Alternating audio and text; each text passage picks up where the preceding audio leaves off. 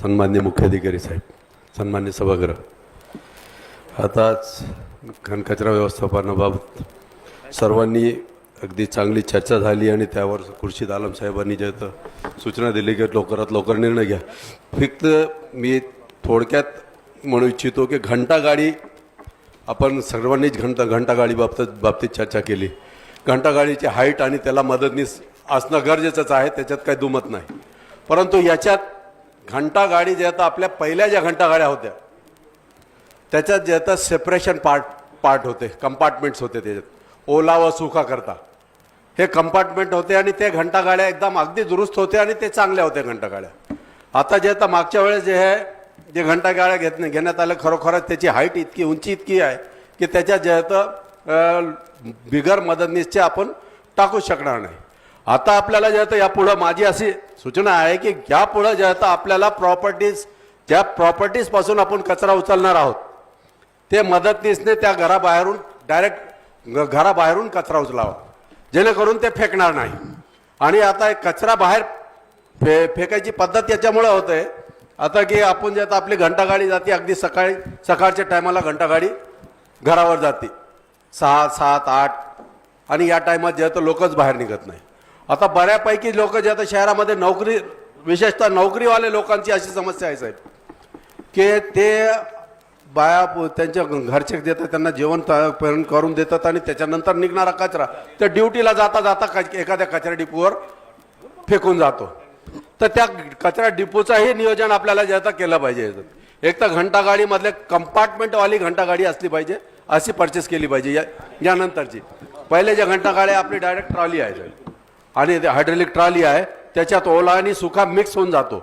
आपण पहिले ज्या घंटागाड्या केल्या होत्या त्याला जे आता सेपरेशन पार्ट होता ते तसल्या घंटागाड्या खरेदी केल्या पाहिजे, एक माझी सूचना राहील. आता सेपरेट कंपार्टमेंट नाही त्याच्यात.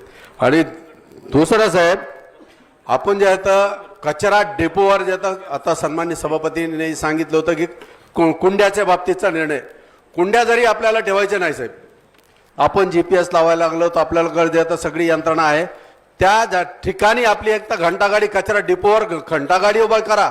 आम्ही अनेक वर्षापासून हेच बोलायला लागलो, वर्षभरापासून हेच बोलायला लागलो की त्या कचरा डिपोच्या ठिकाणी जिथं लोक जे आता कचरा आणून टाकतात त्या ठिकाणी एक आपली ट्रॉली उभी करा किंवा आपली घंटागाडी तिथं उभी करा. काय रिस्क नाही त्याला. तिथं उभी केल्यावर कमीत कमी त्याच्यात डायरेक्ट कचरा जाईल आणि ते आपल्याला जे आता कचरा उचलण्याला करता यंत्रणा लागणार नाही. याच्याकरता जे आता कोणीच लक्ष द्यायला आणि SIला काय माहिती आहे की त्यांची घरची प्रॉपर्टी समजून जे आता त्याची काळजी घेतात की घंटागाड्याच्या चोरी होईल, बॅटऱ्या चोरी होईल. अरे घंटागाड्या चोरी झाल्या आता मास्टर साहेबांनी सांगितले की स्क्रॅपमध्ये घंटागाड्या गेले. हकीकत आहे. आपल्या घंटागाड्याचा जर हिशोब घेतला आपण मागील काळात जे आता 10-15 वर्षात जे आपण परचेस केलेले आहे ते घंटागाड्या कुठं आहे? आपण गुत्तेदाराला आपण किरायाने दिलेले होते साहेब. 27 आपल्याच गाड्या दिले त्याला किरायाने आणि त्यांनीच आपल्याला किरायाने लावलं, आपल्याकडूनच घेतलं आणि आपल्यालाच लावलं. आणि ते घंटागाड्या स्क्रॅप होऊन वेगवेगळ्या गॅरेजवर ते पडलेले आहे. आणि ते आता ते कमीत कमी त्याचे पेपर्स तर आहे ना तुमच्याकडे. तुम्ही स्क्रॅप केले, ऑक्शन केले, विक्री केले, काय केले. खरोखरच या घंटागाड्या आपल्याकडे नाही, इथं 2-4 पडलेले असतात. बरोबर आहे, बरोबर आहे, बरोबर आहे, बरोबर आहे. 2-4 इथं पडलेले असतात, बाकीचे आपल्याला हिशोब माहित नाही साहेब. एक तर ते त्या बाबतीतचं जे तर माझी सूचना अशी राहील की ते साहेब त्या ठिकाणी कचरा डिपोच्या ठिकाणी आपण जे होतं आपली यंत्रणा एक तर ट्रॅक्टरची ट्रॉली उभी करा किंवा घंटागाडी उभी करा, तरच जे आता कचरा कंट्रोल करता येईल. कचरा डिपोवरचा कचरा कंट्रोल कर नसता आपण आज सकाळी उचलतात, संध्याकाळी जसाच तसा कचरा होऊन जातो साहेब रोजचे. आणि विशेषतः या मायनॉरिटीच्या बेल्टमध्ये जास्त होतं हे जे आता बाकीचे लोक तर काळजी घेत असेल घंटागाडी यूज तर, परंतु या भागात जे आता जास्त होतं की लोक जे आता कचरा रस्त्यावरच टाकतात. दुसरा साहेब, सांडपाणी निचराच्या बाबतीचं जे आता चर्चा आहे. घनकचरा व्यवस्थापनामध्ये जसं आता सभापती महोदयाने जे आता सांगितले की शौचालय दुरुस्ती झाली पाहिजे, की सांडपाणी हे घनकचरा व्यवस्थापनाचाच पार्ट आहे साहेब. की सांडपाणी, नाल्याचा पाणी रस्त्यावर जे येत आहेत असं जे आता विशेषतः आमचे मोमीनपुरा भाग असो किंवा तेलगाव नाक्याचा भाग असो किंवा जे आता आमचा लक्ष्मणनगरचा भाग, नाल्याचा पाणी अगदी रस्त्यावर आहे. आणि तिथून जे आता मग मोमीनपुरामध्ये ते कब्रस्तानला जाण्याकरता नाल्याच्या पाणीमधून कब्रस्तानला जावं लागतं, चौकून जावं लागतं साहेब. ते या सांडपाण्याचा निचरा बी आहे, घनकचरा व्यवस्थापनाचा पार्ट आहे. त्याकरता जे आता माझी अशी विनंती राहील साहेब की डीपीसी असो की नप फंड असो याची वाट न पाहता त्याच्यातून जे आता आपण हे सांडपाणीचा निचरा करता त्या ड्रेन्स कमीत कमी ते ड्रेन्स आणि जे आता आपण केली पाहिजे याच्यातून वित्त आयोगाच्या निधीतून आपण केली पाहिजे अशाचं जे आता सूचना मी या सभागृहामध्ये मांडतो साहेब. कारण ते तुम्हाला जे आता वित्त आयोगाचा बंधनकारक निधी आहे, परंतु आपला वित्त आयोगाच्या बंधनकारक निधीमध्ये हे बंधनकारकच पार्ट आहे, ते घनकचरा व्यवस्थापनाचाच पार्ट आहे. नाल्याचा पाण्यातून जे आता नागरिकांना जावा लागतो, व्हावा लागतो. म्हणून जे आता त्याचा निचरा करणं, ते पाण्याचा सांडपाण्याचा नाल्याचा पाण्याचा निचरा करणं हे जे आपली जबाबदारी असल्यामुळं मी अशी विनंती करतो सन्मान्य सभागृहालाही, मुख्याधिकारी साहेबांना विशेष, की आपल्याला जे आता याच्यातून याचा नियोजन करता येत असेल तर करावाच. आणि मला वाटतं करता येईल, आपल्याला काही हरकत नाही की नाल्याचं पाणी जे आता तुम्हीच अनेक ठिकाणी गेले ना साहेब, तुम्ही आमचे सभापती महोदयाच्या वार्डामध्ये गेले होते, लिटरली जे आता रस्त्यावर नाल्याचं पाणी आहे. तर ते तशा येतो गोष्टी याच्यातून करण्यात यावं, कारण आपल्याकडे दुसरा निधी तर कुठला आहे नाही सध्या, तर नाही. डीपीसीलाही जे आता जानेवारीपर्यंत काय होणार नाही जे आता पुढील डीपीडीसीला.